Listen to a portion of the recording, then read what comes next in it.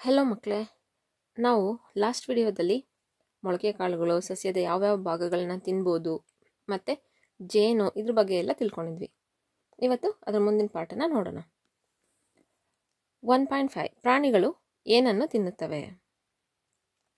ಯಾವುದಾದರೂ ಸಾಕು ಪ್ರಾಣಿಯನ್ನು ಅಥವಾ ಜಾನುವಾರುಗಳನ್ನು ನೀವು ಸಾಕುತ್ತಿರುವಿರಾ? ನಿಮ್ಮನೆಯಲ್ಲಿ ಮೇಕೆ, ಎಮ್ಮೆ, ಬೆಕ್ಕು ಅಥವಾ ನಾಯಿ ಹಾಗಿದ್ದರೆ ಆ ಪ್ರಾಣಿ ತಿನ್ನುವ ಆಹಾರದ ಬಗ್ಗೆ ಖಂಡಿತ ನಿಮಗೆ ಅರಿವಿರಬಹುದು. ಬೇರೆ ಪ್ರಾಣಿಗಳು ತಿನ್ನುವ ಆಹಾರದ ಬಗ್ಗೆ ತಿಳಿದಿದೆಯೇ?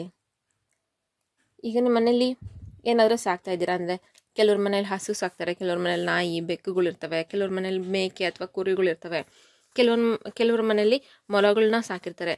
ಅವ್ರು ಸಾಕ್ತಾ ಇರುವಾಗ ಪ್ರತಿದಿನ ನೀವು ಏನಾದರೂ ಸಾಕಿದರೆ ನೀವು ಪ್ರತಿದಿನ ಊಟ ಹಾಕ್ತಿರಲ್ವಾ, ನಿಮಗೆ ಗೊತ್ತಿರುತ್ತೆ ಅದು ಏನೇನು ತಿನ್ನುತ್ತೆ ಅಂತೇಳಿ.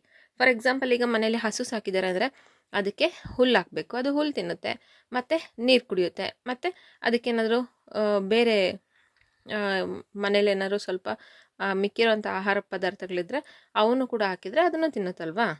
ದೆನ್ ಮೇಕೆಗಳಂದರೆ ಮೇಕೆಗಳು ಹುಲ್ಲನ್ನು ತಿಂತವೆ, ಮತ್ತು ಕಾಳುಗಳನ್ನ ಇಟ್ಟರೆ ಕಾಳುಗಳಂದರೆ ಜೋಳನೋ ಅಥವಾ ಸಜ್ಜೆನೋ ಇಟ್ಟರೆ ಅವನ್ನ ತಿಂತವೆ ಮತ್ತು ನೀರು ಕುಡಿತವೆ. ನಾಯಿಗಳಿಗೆ ಸಮ್ಟೈಮ್ಸ್ ಹೊರ್ಗಡೆಯಿಂದ ಅಂಗಡಿಯಿಂದ ಅವಕ್ಕೆ ಅಂತ ಮ್ಯಾನುಫ್ಯಾಕ್ಚರ್ ಮಾಡಿರೋಂಥ ಫುಡ್ಡನ್ನು ತಂದು ಹಾಕ್ತಾರೆ. ಕೆಲವೊಂದು ಸಲ ನಾವೇನು ಮಾಡ್ತೀವಿ, ನಮ್ಮ ಮನೆಗಳಲ್ಲಿ ಇರೋಂತಹ ನಾಯಿಗಳಿಗೆ ನಮ್ಮ ಮನೇಲಿ ನಾವು ದಿನ ಏನು ಊಟ ಮಾಡ್ತೀವೋ ಅದನ್ನೇ ನಾಯಿಗಳಿಗೂ ಹಾಕ್ತೀವಿ. ಹೀಗೆ ಒಂದೊಂದು ಸಾಕು ಪ್ರಾಣಿಗೂ ಒಂದೊಂದು ಥರದ ಆಹಾರ ಇರುತ್ತೆ. ಪಾರಿವಾಳ, ಹಲ್ಲಿ ಅಥವಾ ಸಣ್ಣ ಕೀಟಗಳು ತಮ್ಮ ಆಹಾರವಾಗಿ ಏನನ್ನು ತಿನ್ನುತ್ತವೆ? ಪಾರಿವಾಳಗಳು ಏನು ತಿಂತವೆ? ಕಾಳುಗಳನ್ನ ತಿಂತವೆ, ಸಣ್ಣ ಸಣ್ಣ ಹುಳುಗಳನ್ನು ತಿಂತವೆ. ಹಲ್ಲಿಗಳು ಅಷ್ಟೇ, ಅವು ನೋಡಿ ಗೋಡೆ ಮೇಲೆಲ್ಲ ಇರುತ್ತಲ್ಲ, ರಾತ್ರಿ ಹೊತ್ತಲ್ಲಿ ನೋಡ್ತಾ ಇದ್ರೆ ಅದು ಒಂದು ಹುಳ ಬಂದು ಕುತ್ಕೊಳ್ಳೋವರೆಗೂ ಲೈಟ್ ಹತ್ರ ಬಂದು ವೆಯ್ಟ್ ಮಾಡ್ತಾ ಇರುತ್ತೆ.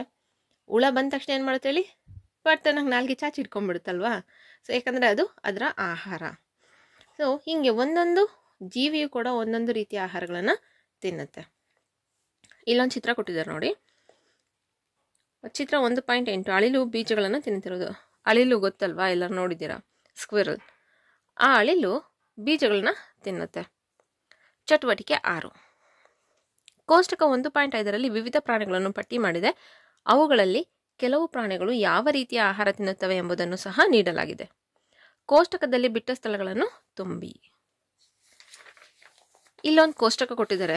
ಕೋಷ್ಟಕ 1.5 ಪ್ರಾಣಿಗಳು ಮತ್ತು ಅವುಗಳ ಆಹಾರ. ಒಂದು ಕಡೆ ಪ್ರಾಣಿಯ ಹೆಸರು ಕೊಟ್ಟಿದ್ದಾರೆ, ಇನ್ನೊಂದು ಕಡೆ ತಿನ್ನುವ ಆಹಾರ ಕೊಟ್ಟಿದ್ದಾರೆ. ಎಮ್ಮೆ ಏನು ತಿನ್ನುತ್ತೆ? ಹುಲ್ಲು, ಎಣ್ಣೆ ಹಿಂಡಿ, ಧಾನ್ಯಗಳು, ಒಣ ಹುಲ್ಲು ಅಲ್ವಾ, ಇಷ್ಟು ಎಮ್ಮೆ ತಿನ್ನುತ್ತೆ. ಬೆಕ್ಕು ಸಣ್ಣ ಪ್ರಾಣಿಗಳು ಅಂದರೆ ಪಕ್ಷಿಗಳನ್ನ ಹಿಡ್ಕೊಂಡು ತಿನ್ನುತ್ತೆ, ಹಾಲನ್ನು ಕುಡಿಯುತ್ತೆ. ನೆಕ್ಸ್ಟ್ ಇಲಿ ಏನು ತಿನ್ನುತ್ತೆ? ಅದು ಧಾನ್ಯಗಳನ್ನು ತಿನ್ನುತ್ತೆ. ಸಿಂಹ ಅದೊಂದು ಮಾಂಸಾಹಾರಿ, ಸೊ ಪ್ರಾಣಿಗಳನ್ನು ಹಿಡ್ಕೊಂಡು ತಿನ್ನುತ್ತೆ. ಹುಲಿನೂ ಕೂಡ ಮಾಂಸಾಹಾರಿ. ಹಿಂಗೆ ಇಲ್ಲಿ ಜೇಡರ ಹುಳು ಕೊಟ್ಟಿದ್ದಾರೆ. ಮನೆ ಹಲ್ಲಿ, ಹಸು, ಮನುಷ್ಯ, ಚಿಟ್ಟೆ, ಕಾಗೆ ಇತರೆ ಇವೆಲ್ಲ ಏನೇನು ತಿಂತವೆ ಅನ್ನೋದನ್ನು ನೀವಿಲ್ಲಿ ಪಟ್ಟಿ ಮಾಡ್ತಾ ಹೋಗಬೇಕು. ನೆಕ್ಸ್ಟ್ ಚಟುವಟಿಕೆ 7.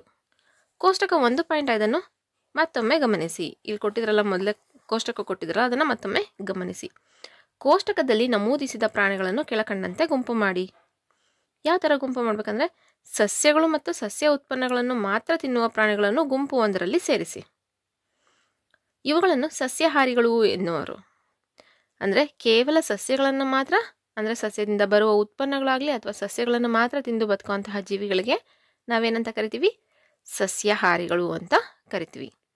ಇನ್ನೂ ಕೆಲವು ಪ್ರಾಣಿಗಳು ಇತರ ಪ್ರಾಣಿಗಳನ್ನು ತಿನ್ನುತ್ತವೆ. ಅವುಗಳನ್ನು ಗುಂಪು 2ರಲ್ಲಿ ಸೇರಿಸಿ. ಇವುಗಳನ್ನು ಮಾಂಸಾಹಾರಿಗಳು ಅಥವಾ ಕಾರ್ನಿವೋರ್ಸ್ ಅಂತ ಕರೀತಾರೆ. ಅಂದರೆ ಇವು ಕೇವಲ ಮಾಂಸಾಹಾರವನ್ನಷ್ಟೇ ತಿಂದು ಬದುಕ್ತಾ ಇರ್ತವೆ. ಇವುಗಳನ್ನು ಮಾಂಸಾಹಾರಿಗಳು ಅಂತ ಕರೀತಾರೆ. ಅವುಗಳನ್ನು ಏನಂತ, ಅವನ್ನ ಇಂಗ್ಲೀಷಲ್ಲಿ ಕಾರ್ನಿವೋರ್ಸ್ ಅಂತ ಕರೀತಾರೆ. ಸಸ್ಯಗಳು ಮತ್ತು ಪ್ರಾಣಿಗಳನ್ನು ತಿನ್ನುವ ಕೆಲವು ಪ್ರಾಣಿಗಳನ್ನು ನೀವು ನೋಡಿರುವಿರಾ? ಅಂದರೆ ಸಸ್ಯನೂ ತಿಂತವೆ, ಪ್ರಾಣಿನೂ ತಿಂತವೆ. ಅವುಗಳನ್ನು ಗುಂಪು 3ರಲ್ಲಿ ಸೇರಿಸಿ. ಇವುಗಳನ್ನು ಮಿಶ್ರಾಹಾರಿಗಳು, ಆಮ್ನಿವೋರಸ್ ಅಂತ ಕರೀತಾರೆ. ಅಂದರೆ ಇವು ಸಸ್ಯಗಳಿಂದ ಬರುವಂಥ ಆಹಾರನೂ ತಿಂತವೆ, ಪ್ರಾಣಿಗಳಿಂದ ಬರುವಂಥ ಆಹಾರನೂ ತಿಂತವೆ. ಇವನ್ನ ಮಿಶ್ರಾಹಾರಿಗಳು ಅಂತ ಕರೀತಾರೆ. ಟೋಟಲ್ ಆಗಿ 3 ಥರದ ಆಹಾರವನ್ನು ಸೇವಿಸುವಂತಹ ಜೀವಿಗಳು. ಒಂದು ಸಸ್ಯಾಹಾರಿಗಳು, ಸಸ್ಯದಿಂದ ಬರುವಂಥ ಆಹಾರವನ್ನು ಸೇವಿಸುವಂಥವು. ಮಾಂಸಾಹಾರಿಗಳು, ಮಾಂಸವನ್ನು ಮಾತ್ರ ಸೇವಿಸಿ ಜೀವಿಸ್ತಾ ಇರುವಂತಹ ಜೀವಿಗಳು. ನೆಕ್ಸ್ಟ್ ಮಿಶ್ರಾಹಾರಿಗಳು, ಸಸ್ಯ ಮತ್ತು ಪ್ರಾಣಿ 2ರಿಂದ ಬರುವಂಥ ಆಹಾರವನ್ನು ಸೇವಿಸುವಂಥವು ಮಿಶ್ರಾಹಾರಿಗಳು. ಕೋಷ್ಟಕ 1.6ರಲ್ಲಿ ತೋರಿಸಿರುವಂತೆ ಒಂದು ಕೋಷ್ಟಕವನ್ನು ತಯಾರಿಸಿ ಅವುಗಳನ್ನು 3 ಕಾಲಮ್ಗಳಲ್ಲಿ ವಿಂಗಡಿಸಿ ಬರೆಯಿರಿ. ಇಲ್ಲೊಂದು ಕೋಷ್ಟಕ ಕೊಟ್ಟಿದ್ದಾರೆ ನೋಡಿ, ಸಸ್ಯಾಹಾರಿಗಳು, ಮಾಂಸಾಹಾರಿಗಳು, ಮಿಶ್ರಹಾರಿಗಳು. ಇಲ್ಲೊಂದು ಅವರು ಉದಾಹರಣೆಯನ್ನು ಕೊಟ್ಟಿದ್ದಾರೆ. ಸಸ್ಯಾಹಾರಿಗಳು ಹಸು, ಮಾಂಸಾಹಾರಿ ಸಿಂಹ, ಮಿಶ್ರಹಾರಿ ನಾಯಿ. ನೆಕ್ಸ್ಟ್ ಸಸ್ಯಾಹಾರಿ ಜಿಂಕೆ, ಮಾಂಸಾಹಾರಿ ಹುಲಿ, ಮಿಶ್ರಹಾರಿ ಇಲ್ಲಿ ನಾವು ಮನುಷ್ಯನು ಕೂಡ ಬರಿಬೋದು ಅಲ್ವಾ. ಮನುಷ್ಯನು ಕೂಡ ಸಸ್ಯದಿಂದ ಬಂದಂಥ ಆಹಾರವನ್ನು ತಿಂತಾರೆ, ಪ್ರಾಣಿಗಳಿಂದ ಬಂದಂಥ ಆಹಾರಗಳನ್ನು ತಿಂತಾರೆ. ದೆನ್ ಅದು ಬಿಟ್ಟರೆ ಇಲ್ಲಿಗೆ ಸಸ್ಯಾಹಾರಿಗಳಿಗೆ ಮೊಲ, ಮಾಂಸಾಹಾರಿಗಳಿಗೆ ಚಿರತೆ, ಮಿಶ್ರಹಾರಿಗಳಿಗೆ ಬೆಕ್ಕು ಸೇರಿಸ್ಬೋದಲ್ವಾ. ಅದು ಸಣ್ಣ ಇವನ್ನು ತಿನ್ನುತ್ತೆ, ಸಣ್ಣ ಪಕ್ಷಿಗಳನ್ನು ಹಿಡ್ಕೊಂಡು ತಿನ್ನುತ್ತೆ. ಆಮೇಲೆ ಆ ಮನೇಲಿರೋವಂಥ ಅನ್ನ ಮುದ್ದೆ ಅದನ್ನು ಅಂದರೆ ಸಸ್ಯಗಳಿಂದ ಬಂದಂಥ ಆಹಾರಗಳನ್ನು ಕೂಡ ಅದು ತಿನ್ನುತ್ತೆ. ಸೊ ಹಿಂಗೆ ನಿಮಗೆ ಯಾವ್ಯಾವ ಸಸ್ಯಾಹಾರಿ, ಮಾಂಸಾಹಾರಿ, ಮಿಶ್ರಹಾರಿ ಪ್ರಾಣಿಗಳನ್ನ ನೋಡಿದಿರೋ ಈ ಕೋಷ್ಟಕದಲ್ಲಿ ನೀವು ಭರ್ತಿ ಮಾಡಬೇಕು.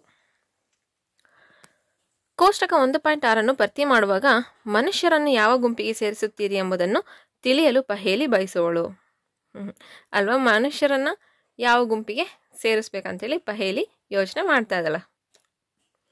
ಸಾಕಷ್ಟು ಆಹಾರ ದೊರೆಯದೇ ಇರುವ ಎಷ್ಟೋ ಜನರು ಇರುವುದು ನಮಗೆ ತಿಳಿದಿದೆ. ದೇಶದಲ್ಲಿ ಹೆಚ್ಚು ಆಹಾರವನ್ನು ಉತ್ಪಾದಿಸುವ ಮಾರ್ಗಗಳನ್ನು ಕಂಡುಕೊಳ್ಳುವ ಅವಶ್ಯಕತೆ ನಮಗಿದೆ. ಅಧಿಕ ಪ್ರಮಾಣದಲ್ಲಿ ಆಹಾರ ಉತ್ಪಾದಿಸಿದರೆ ಮಾತ್ರ ಸಾಲದು. ಪ್ರತಿಯೊಬ್ಬರಿಗೂ ಈ ಆಹಾರ ಸಿಗುವುದರ ಬಗ್ಗೆ ಖಚಿತಪಡಿಸಿಕೊಳ್ಳುವ ಮಾರ್ಗಗಳನ್ನು ಕಂಡುಕೊಳ್ಳುವ ಅವಶ್ಯಕತೆ ಇದೆ. ಹೌದಲ್ವಾ. ದೇಶದಲ್ಲಿ ಎಷ್ಟೇ ಬೆಳೆದ್ರೂ ಅದು ಕರೆಕ್ಟಾಗಿ ಎಲ್ಲರಿಗೂ ಈಕ್ವಲ್ ಆಗಿ ಶೇರ್ ಆಗಂಗೆ ನಾವು ನೋಡ್ಕೋಬೇಕು. ಯಾವ್ದಾರು ಇವಾಗ ನೀವು ಮದುವೆಗೋ ಅಥವಾ ಏನಾದರೂ ಫಂಕ್ಷನ್ಗೆ ಹೋದಾಗ ನೋಡಿ, ಅಲ್ಲಿ ಊಟಕ್ಕೆ ಬಡಿಸಿರ್ತಾರಲ್ಲ, ಒಬ್ಬೊಬ್ರು ಎಲೆಯಲ್ಲಿ ಅವ್ರು ಏನು ಸರಿಯಾಗಿ ತಿಂದೇ ಇರಲ್ಲ, ಎಲ್ಲ ಇಷ್ಟಿಷ್ಟು ಟೇಸ್ಟ್ ಮಾಡಿಬಿಟ್ಟು ಎಲ್ಲ ಹಾಗೆ ಬಿಟ್ಟಿರ್ತಾರೆ. ನೀವು ಹಾಗೆ ಮಾಡ್ತೀರಾ? ಅದು ಒಳ್ಳೇದಲ್ಲ, ಅದು ತಪ್ಪು. ನಾವು ನಮಗೆ ಬೇಕಾಗಿರೋಂಥ ಆಹಾರನ ಅಂದರೆ ನಮಗೆ ಬೇಕಾಗಿರೋಂಥ ಊಟ ಮಾತ್ರ ಹಾಕಿಸ್ಕೊಂಡು ಪೂರ್ತಿ ಖಾಲಿ ಆಗೋವರೆಗೂ ತಿನ್ನಬೇಕು. ಎಷ್ಟೋ ಜನ ಮಕ್ಕಳಿಗೆ ನೀವು ನೋಡ್ತಿರಲ್ವ, ಹೊರ್ಗಡೆಗೆ ಭಿಕ್ಷೆ ಬೇಡೋರು ಏನಾದರೂ ಊಟ ಕೊಡ್ರಮ್ಮ ಅಂತ ಬರ್ತಾರೆ. ಅಂದರೆ ಅವರಿಗೆ ಆ ಊಟದ ಅವಶ್ಯಕತೆ ಇರುತ್ತೆ. ಅದಕ್ಕೆ ನಾವು ಎಲೆಯಲ್ಲಿ ಬಿಟ್ಬಿಟ್ರೆ ಏನು ಮಾಡುತ್ತೆ, ಅದನ್ನು ಬಿಸಾಕ್ಬಿಡ್ಬೇಕು ಅಲ್ವಾ. ಇನ್ಯಾರಾದರೂ ಅದನ್ನು ತಿನ್ನೋಕ್ಕೆ ಸಾಧ್ಯ ಆಗಲ್ಲ. ಸೊ ಅದಕ್ಕೆ ಆದಷ್ಟು ಎಲ್ಲೂ ಊಟ ವೇಸ್ಟ್ ಮಾಡಬಾರ್ದು. ನಮಗೆ ಎಷ್ಟು ಬೇಕೋ ಅಷ್ಟನ್ನು ಮಾತ್ರ ಮನೆಗಳಲ್ಲೇ ಆಗಲಿ ಅಥವಾ ಎಲ್ಲಾದರೂ ಹೊರಗಡೆ ಹೋದಾಗಾದ್ರೂ ಸರಿನೇ, ನಮಗೆ ಎಷ್ಟು ಬೇಕೋ ಅಷ್ಟು ಮಾತ್ರ ಊಟನ ಹಾಕ್ಕೊಂಡು ನಾವು ತಿನ್ನಬೇಕು. ಯಥೇಚ್ಛವಾಗಿ ಹಾಕ್ಕೊಂಡು ಅದನ್ನು ಹಾಳು ಮಾಡಬಾರ್ದು. ಅದರಿಂದ ನಾವು ಇನ್ನೊಬ್ಬರಿಗೆ ಸಹಾಯ ಮಾಡ್ಬೋದು ಅಲ್ವಾ. ನೀವೆಲ್ಲ ಬುದ್ಧಿವಂತರು, ನಿಮಗೆಲ್ಲ ಗೊತ್ತಾಗುತ್ತಲ್ವಾ. ಸೊ ಇನ್ನು ಮುಂದೆ ಇಲ್ಲಿವರೆಗೂ ಏನಾದರೂ ನೀವು ವೇಸ್ಟ್ ಮಾಡ್ತಾಯಿದ್ರೆ ಆಹಾರನ ಇನ್ನು ಮುಂದೆ ವೇಸ್ಟ್ ಮಾಡಬೇಡಿ. ಯಾರಾದರೂ ವೇಸ್ಟ್ ಮಾಡ್ತಾಯಿದ್ರೆ ಅವ್ರಿಗೆ ಹೇಳಿ, ಇದು ವೇಸ್ಟ್ ಮಾಡಬಾರ್ದು, ನಾವು ವೇಸ್ಟ್ ಮಾಡೋ ಆಹಾರ ಇನ್ನೊಬ್ಬರಿಗೆ ಊಟ ಆಗುತ್ತೆ, ಅದಕ್ಕೆ ಎಷ್ಟನ್ನು ಬೇಕೋ ಅಷ್ಟನ್ನು ಮಾತ್ರ ಹಾಕ್ಕೊಂಡು ತಿನ್ನಿ ಅಂತ ನೀವು ಹೇಳಬೇಕು. ಓಕೆನಾ. ಪ್ರಮುಖ ಪದಗಳು: ಘಟಕಾಂಶಗಳು, ತಿನ್ನಬಹುದಾದ, ಮಕರಂದ, ಮೊಳಕೆ ಕಾಳುಗಳು, ಸಸ್ಯಾಹಾರಿ, ಮಾಂಸಾಹಾರಿ, ಮಿಶ್ರಹಾರಿ. ಇವನ್ನೆಲ್ಲ ನೀವು ತಿಳ್ಕೊಂಡಿದ್ದೀರಲ್ವಾ. ಇದರಲ್ಲಿ ಸಾರಾಂಶ: ಭಾರತದ ಬೇರೆ ಬೇರೆ ಪ್ರದೇಶಗಳಲ್ಲಿ ಆಹಾರ ಪದ್ಧತಿಯಲ್ಲಿ ಬಹಳ ವೈವಿಧ್ಯವಿದೆ ಅಲ್ವಾ. ನಾವು ಕರ್ನಾಟಕದಲ್ಲಿ ಹೆಚ್ಚಾಗಿ ನಾವು ರಾಗಿ ಮುದ್ದೆನ ಊಟ ಮಾಡ್ತೀವಿ. ಅದೇ ಉತ್ತರ ಕರ್ನಾಟಕದಲ್ಲಿ, ದಕ್ಷಿಣ ಕರ್ನಾಟಕದಲ್ಲಿ ಹೆಚ್ಚಾಗಿ ರಾಗಿ ಮುದ್ದೆ ಊಟ ಮಾಡ್ತೀವಿ. ಉತ್ತರ ಕರ್ನಾಟಕಕ್ಕೆ ಹೋದರೆ ಅಲ್ಲೆಲ್ಲ ಹೆಚ್ಚಾಗಿ ರೊಟ್ಟಿಗಳನ್ನು ಬಳಸ್ತಾರೆ. ತಮಿಳ್ನಾಡಿಗೆ ಹೋದರೆ ಅಲ್ಲ ಹೆಚ್ಚಿನದಾಗಿ ಅನ್ನವನ್ನು ಬಳಸ್ತಾರೆ. ತಮಿಳ್ನಾಡು ಮತ್ತು ಆಂಧ್ರ ಪ್ರದೇಶಗಳಲ್ಲಿ ಅಕ್ಕಿಯನ್ನು ಹೆಚ್ಚಾಗಿ ಬಳಸ್ತಾರೆ. ಆಮೇಲೆ ಅವರು ತಮಿಳಿಯನ್ಸು ಇಡ್ಲಿ ಥರದ ಆಹಾರ ಪದಾರ್ಥಗಳನ್ನ ಹೆಚ್ಚಾಗಿ ಮಾಡ್ತಾರೆ. ಅದೇ ಉತ್ತರ ಭಾರತಕ್ಕೆ ಹೋದರೆ ಅಲ್ಲೇ ಒಂದು ಥರದ ರೋಟಿ, ದಾಲ್ ಕರಿ, ಆ ಥರದ ವಿಭಿನ್ನವಾದ ರೀತಿಯ ಅಡುಗೆಗಳನ್ನು ನಾವು ನೋಡ್ಬೋದು. ಒಂದೊಂದು ರಾಜ್ಯದಲ್ಲೂ ಒಂದೊಂದು ರೀತಿಯ ಅಡುಗೆಗಳನ್ನು ನೋಡ್ಬೋದು. ಪ್ರಾಣಿಗಳು ಮತ್ತು ಸಸ್ಯಗಳು ನಮ್ಮ ಆಹಾರದ ಮುಖ್ಯ ಮೂಲಗಳು, ಹೌದಲ್ವ. ನಮಗೆ ಮುಖ್ಯವಾಗಿ ಪ್ರಾಣಿಗಳಿಂದ ಮತ್ತು ನಾವು ಪ್ರತಿನಿತ್ಯ ಯೂಸ್ ಮಾಡುವಂತಹ ಏನು ಆಹಾರ ಪದಾರ್ಥಗಳಿದ್ದಾವೆ ಅವೆಲ್ಲನೂ ನಾವು ಹೆಚ್ಚಿನದಾಗಿ ಸಸ್ಯ ಮತ್ತು ಪ್ರಾಣಿಗಳಿಂದನೇ ಬರುವಂಥದ್ದು. ಸಸ್ಯಗಳನ್ನು ಮಾತ್ರ ತಿನ್ನುವ ಪ್ರಾಣಿಗಳನ್ನು ಸಸ್ಯಾಹಾರಿಗಳು ಎನ್ನುವರು, ಹೌದಲ್ವಾ. ಇದನ್ನು ನಾವು ಈಗಷ್ಟೇ ತಿಳ್ಕೊಂಡ್ವಿ. ಸಸ್ಯಾಹಾರಿಗಳು, ಮಾಂಸಾಹಾರಿಗಳು ಮತ್ತು ಮಿಶ್ರಹಾರಿಗಳು. ಅಭ್ಯಾಸ: 1. ಎಲ್ಲ ಜೀವಿಗಳಿಗೂ ಒಂದೇ ತರಹದ ಆಹಾರವು ಅವಶ್ಯ ಎಂದು ನೀವು ತಿಳಿದಿರುವಿರಾ? ಎಲ್ಲ ಜೀವಿಗಳು ಒಂದೇ ಥರದ ಆಹಾರನ ತಿಂತಾರಾ? ಇಲ್ಲ ಅಲ್ವಾ. ಪ್ರಾಣಿಗಳೇ ಒಂಥರ ತಿಂತವೆ, ಪಕ್ಷಿಗಳೇ ಒಂಥರ ತಿಂತವೆ, ಮನುಷ್ಯರೇ ಒಂಥರ ತಿಂತಾರೆ, ಹೌದಲ್ವಾ. ಇದು ಎಲ್ಲ ಜೀವಿಗಳಿಗೂ ಅವ್ರದ್ದೇ ಆದ ಒಂದು ರೀತಿಯ ಆಹಾರದ ವ್ಯವಸ್ಥೆ ಇರುತ್ತೆ. 2. ನಾವು ತಿನ್ನುವ 5 ಸಸ್ಯಗಳು ಮತ್ತು ತಿನ್ನುವ ಅವುಗಳ ಭಾಗಗಳನ್ನು ಹೆಸರಿಸಿ. ಉದಾಹರಣೆಗೆ ಬದನೆಕಾಯಿ ಗಿಡ, ಅದರಲ್ಲಿ ನಾವು ಹಣ್ಣನ್ನು ಉಪಯೋಗಿಸ್ತೀವಿ. ಟೊಮೊಟೊ ಗಿಡ, ಅದರಲ್ಲೂ ಕೂಡ ಹಣ್ಣನ್ನು ಉಪಯೋಗಿಸ್ತೀವಿ. ಕ್ಯಾರೆಟ್, ಅದರಲ್ಲಿ ನಾವು ಬೇರನ್ನು ಉಪಯೋಗಿಸ್ತೀವಿ. ಆಲೂಗಡ್ಡೆ, ಅದರಲ್ಲೂ ಕೂಡ ನಾವು ಬೇರನ್ನು ಉಪಯೋಗಿಸ್ತೀವಿ. ರಾಗಿ, ಅದರಲ್ಲಿ ನಾವು ಬೀಜವನ್ನು ಉಪಯೋಗಿಸ್ತೀವಿ ಅಲ್ವಾ. ಹಿಂಗೆ ನೀವು ಎಲ್ಲಾದರೂ ಈಗ ಹೋಗ್ತಾ ಇರುವಾಗ ಟ್ರಾವೆಲ್ ಅಂದರೆ ಯಾವ್ದಾದ್ರು ಬೇರೆ ಊರಿಗೆ ಹೋಗುವಾಗ ಅಥವಾ ಎಲ್ಲಾದರೂ ನಡ್ಕೊಂಡು ಹೋಗ್ತಿರುವಾಗ ಆ ಕಡೆ ಈ ಕಡೆ ಸಾಕಷ್ಟು ಹೊಲಗಳನ್ನು ನೋಡ್ತೀರ, ಅಲ್ಲಿ ಬೆಳೆದಿರುವಂತಹ ಬೆಳೆಗಳನ್ನು ನೋಡ್ತೀರ. ಅವನ್ನ ನೋಡಿದಾಗೆಲ್ಲ ನೀವು ಅನ್ಕೊಬೇಕು, ಓ ಇದು ಈ ಸಸ್ಯದ ಈ ಭಾಗವನ್ನು ನಾವು ತಿನ್ನೋದಕ್ಕೆ ಉಪಯೋಗಿಸ್ತೀವಿ. ಈ ಸಸ್ಯದ ಇದು ಕಾಂಡನೋ, ಬೇರೋ, ಹೂವೋ, ಹಣ್ಣೋ, ಬೀಜನೋ ಅಂತೇಳಿ ನೀವು ಅದನ್ನು ತಿಳ್ಕೊಳ್ತಾ ಹೋಗಬೇಕು. ಮೂರನೇದು, ಕಾಲಂ ಎ ಮತ್ತು ಎನಲ್ಲಿ ಕೊಟ್ಟಿರುವ ಅಂಶಗಳನ್ನು ಕಾಲಂ ಬಿ ನಲ್ಲಿರುವ ಅಂಶಗಳೊಂದಿಗೆ ಹೊಂದಿಸಿ. ಇಲ್ಲಿ ಕೊಟ್ಟಿರೋ ಕಾಲಂ ಎನಲ್ಲಿ ಏನು ಕೊಟ್ಟಿದ್ದಾರೆ? ಹಾಲು, ಮೊಸರು, ಪನ್ನೀರ್, ತುಪ್ಪ. ಇವು ಪ್ರಾಣಿಜನ್ಯ ಉತ್ಪನ್ನಗಳು. ಪಾಲಕ್ ಸೊಪ್ಪು, ಹೂಕೋಸು, ಕ್ಯಾರೆಟ್ ಇವು ತರಕಾರಿಗಳು. ಸಿಂಹ ಮತ್ತು ಹುಲಿಗಳು ಇತರೆ ಪ್ರಾಣಿಗಳನ್ನು ತಿನ್ನುತ್ತವೆ. ಸಸ್ಯಾಹಾರಿಗಳು ಸಸ್ಯಗಳು ಮತ್ತು ಸಸ್ಯಜನ್ಯ ಉತ್ಪನ್ನಗಳನ್ನು ತಿನ್ನುತ್ತವೆ. ನೆಕ್ಸ್ಟ್ 4ನೇದು, ಕೊಟ್ಟಿರುವ ಪದಗಳಿಂದ ಬಿಟ್ಟ ಸ್ಥಳಗಳನ್ನು ತುಂಬಿ. ಹುಲಿಯು ಡ್ಯಾಶ್, ಏಕೆಂದರೆ ಇದು ಮಾಂಸವನ್ನು ಮಾತ್ರ ತಿನ್ನುತ್ತದೆ. ಮಾಂಸವನ್ನು ಮಾತ್ರ ತಿನ್ನುವಂಥ ಪ್ರಾಣಿಗಳಿಗೆ ಏನಂತಾರೆ? ವೆರಿ ಗುಡ್, ಮಾಂಸಾಹಾರಿಗಳು ಅಂತ ಕರೀತಾರೆ. ಸೊ ಹುಲಿಯು ಮಾಂಸಾಹಾರಿ. ಜಿಂಕೆಯು ಸಸ್ಯ ಉತ್ಪನ್ನಗಳನ್ನು ಮಾತ್ರ ತಿನ್ನುತ್ತದೆ, ಆದ್ದರಿಂದ ಇದು ಏನು? ಸಸ್ಯಾಹಾರಿ. ಗಿಳಿಯು ಡ್ಯಾಶ್ ಉತ್ಪನ್ನಗಳನ್ನು ಮಾತ್ರ ತಿನ್ನುತ್ತದೆ. ಗಿಳಿ ಸಸ್ಯ ಉತ್ಪನ್ನಗಳನ್ನು ಮಾತ್ರ ತಿನ್ನುತ್ತದೆ. ಹಸು, ಎಮ್ಮೆಗಳು ಮತ್ತು ಮೇಕೆಗಳಿಂದ ದೊರೆತ ನಾವು ಕುಡಿಯುವ ಒಂದು ಪ್ರಾಣಿಜನ್ಯ ಉತ್ಪನ್ನ ಏನು? ಹಾಲು. ನಮಗೆ ಸಕ್ಕರೆಯು ದೊರೆಯುವ ಮೂಲ. ನಮಗೆ ಸಕ್ಕರೆ ಎಲ್ಲಿಂದ ಸಿಗುತ್ತೆ ಹೇಳಿ? ಕಬ್ಬಿನಿಂದ. Very good.